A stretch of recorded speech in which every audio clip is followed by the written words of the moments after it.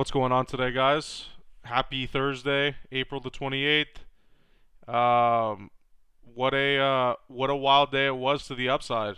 Massive moves in Dow, S&P, Nasdaq, completely completely erasing that bearish day on Tuesday when the market was just down in the dumps.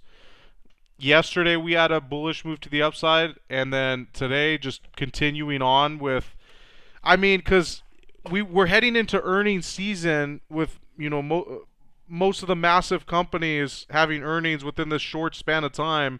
Everyone had their own interpretations of what type of market movement was going to happen, whether or not there was going to be like a full-on downtrend or we're going to have an uptrend. And in terms of what I'm seeing in the market, it's been rallying with a lot of these earnings plays. If we saw Facebook yesterday after hours, that was massive move to the upside. So I was seeing a bunch of like influencers, whatever, like talking about, oh, Facebook's going to 130, 120, all this crap, and I didn't even pay attention to it. Honestly, like, everyone should be doing their own analysis and figuring out what makes the most sense to them, based on what they know and whatnot, and continue to learn and educate yourself. But a lot of people like say a lot of ludicrous and just out of bounds things that just don't make any sense.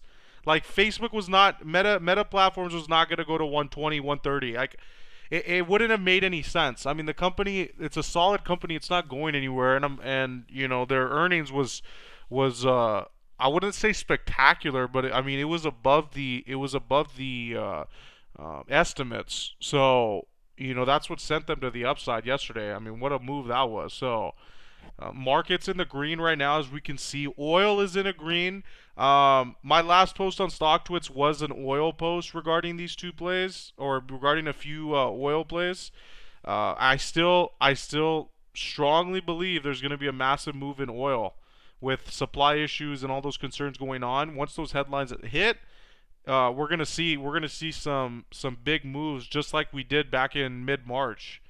So keep an eye on oil, guys, and make sure to follow the stock twits at the Deepster 7, as I've always said. And yeah, today I didn't really post much. It was just more so, this oil plays that I have on my watch list. And obviously I have my same two holdings that I'm still in Blue Water Vaccines and WKEY, which we'll get into today and tell you what I feel about them right now. So, okay, let's get into it, guys. First play, like usual, we're talking about UVXY, the massive runner to the upside. And I found a liking in talking about this play, even if I'm not recommending to buy or anything like that.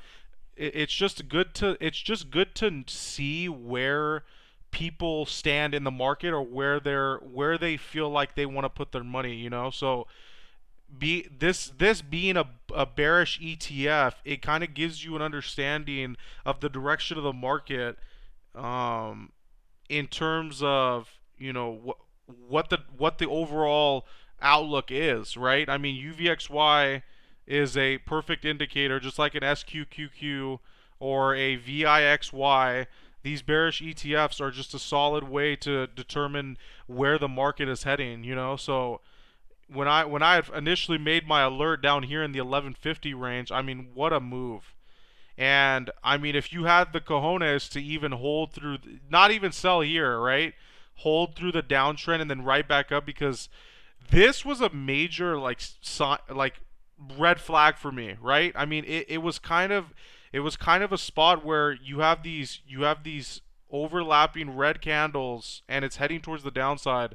And I personally would have most likely sold in this area. I don't think I'm holding, because once you break key levels and it just continues to a downside pressure, this is one of those super volatile ETFs that could just really go down as long as the market's rallying. So, fortunately, for if anyone was holding, it rallied right back, consolidated right around this region in the high 14s, and went straight back to the upside. And now it's just been in like a decent consolidation area. Honestly, it's been how many days? It's been like 3 days, 3 4 days holding in this range. And anything can happen realistically. If you get bullish news in the market and the market rallies, this will plummet again.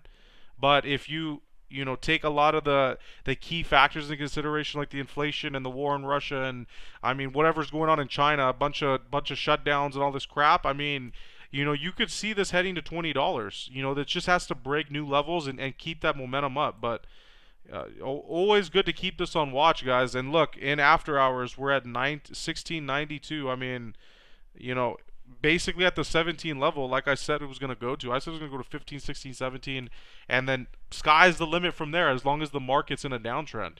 So keep this one on watch, guys. And honestly, if you got in, anywhere in this range, and even here, and you're making money, dude, I mean, that's all that matters. It doesn't matter if you're making a ton or making a little bit, as long as you're green, that's all that matters. So I hope you guys got in on that. Second play, like I have been talking about, is KOLD, the bearish ETF for natural gas. Boyle is the bullish ETF, and then this is the inverse one. So I'm still very bullish on this name. Anything in this, it went down to new lows of $7. What was it last week? Anything in this range is a buy, tuck it away, hold it. Don't even look at it. Don't worry about it. And reason I feel this way is because I still do believe that natural gas is overly inflated because of the Russia concerns. But once all of that mellows out, you're gonna see a move in KOLD, because that stuff, it's gonna downtrend.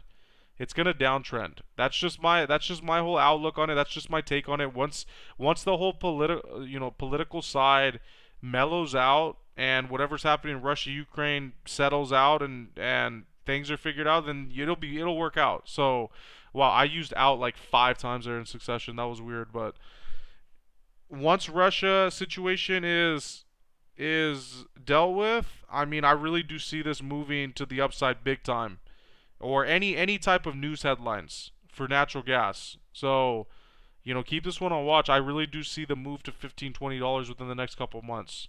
So keep an eye on it, guys. Next play I'm talking about is going to be ROKU. I haven't talked about this one before. I think I have mentioned it a few times, but what a crazy move this made after hours. It was crazy because I had looked at it, right? Like as soon as the market closed, look at this, look at the candle, look at this sell-off candle, right?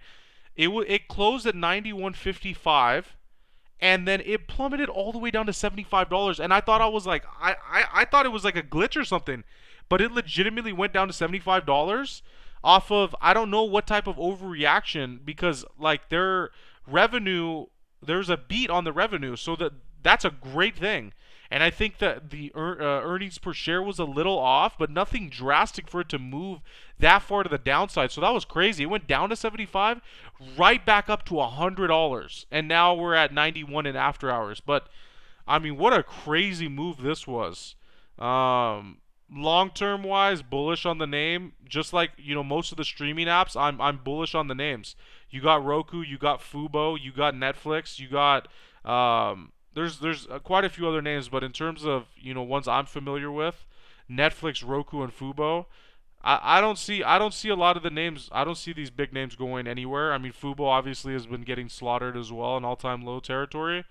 I still think that that's a accumulate and hold, and not stress about it.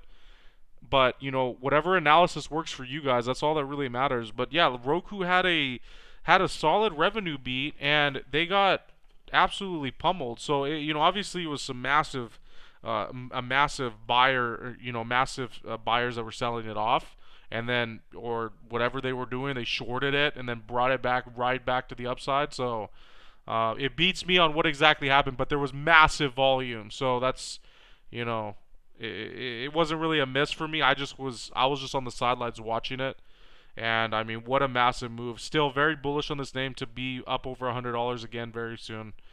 Moving on to Electric Play RIVN. Been talking about this name, guys, and I'm telling you, I'm still very bullish on the name. I am still extremely bullish on the name. A lot of these solid companies are doing their best to stay up, especially in market conditions the way they are. And I mean, Rivian has done a pretty solid job. I mean, its previous low before this was here in the 34 or 33 range, and it had bounced straight up to the $50 plus range, right? Like you look at this was back in mid-March, and then obviously it's been crushed to the downside again, but I mean it's all due to market conditions. Market conditions have been brutal. These past few days have been solid, right? I mean, we've had a past couple, really nice rallying, bullish rallying in the market. So, and then look, I mean, if you take a look a little bit closer, nice buying pressure to the upside. I still personally believe $30 to $35 range is an accumulation range, and let's see where it heads in the next couple of months. I'm very bullish on the name still. It's a solid EV company. They're legit. You do your research on them, you'll know what I mean. And just keep that one on watch, guys. Keep it on watch. Now let's talk about Cassava Sciences as well. This is another one I've been talking about. That's been absolutely beaten down, just like many plays have with the market conditions the way they are. They have earnings coming up on the 11th. Kind of curious to see what happens there in terms of a revenue beat. I mean, we can expect a move to the upside north of 20%. It obviously all just depends on what the company releases, and how everything is looking. But in terms of the company as a whole, I've been talking about this since it was downtrending from $30. And in the midst of the downtrending, I have made money on a few upside pushes. Like here, I made money, I believe, and then there were a few other instances I had made money on it. But with all the market volatility, the downward pressure is just way too much to hold. But this it's approaching levels, right? Like if it stays in certain levels, just like other plays, and it starts to establish a nice support, it's a nice time to just get in and start accumulating shares. And I think as long as this maintains a nice support between that $18 to $20 range and doesn't break beneath that and shows massive weakness, then I'm still very bullish on the name. So keep Cassava Sciences in mind, guys. And then the last two plays we're going to talk about is Blue Water Vaccines, BWV, and WKEY, WKEY. These are my two current holdings, and Blue Water Vaccines has been getting pummeled. I mean, it's still being pummeled down today. Now, my average on this is now in the low fives. I've just been continuing to accumulate more and more shares. Is it one of those that maybe I'll have to pull the plug eventually if it continues to die down? Obviously there has to be a time where you have to say to yourself, is this just going to continue to the downside, or is it gonna head back by with any type of bullish pressure to the upside. And my whole take on it is it's the low float. It has 11 million shares outstanding, and there was that private placement that was at $6.80, and that was one of those things that drove the price down. But in general, um, I'm still very bullish on the name. I'm still very committed to it. And I wouldn't consider myself bag holding, because like obviously like in terms of my average, it's not super far off, but like 20% to the downside, like cuz I want to be honest with you guys. I don't want to tell you something that's not true, but yeah, like my average is in the low fives. And my whole thing about it is like, am I bag holding necessarily? Like you could look at it that way, but more so like I'm just being patient. I really don't have that bag holding mentality right now, because I see a bigger picture in this company when it does squeeze to the upside with any type of bullish news.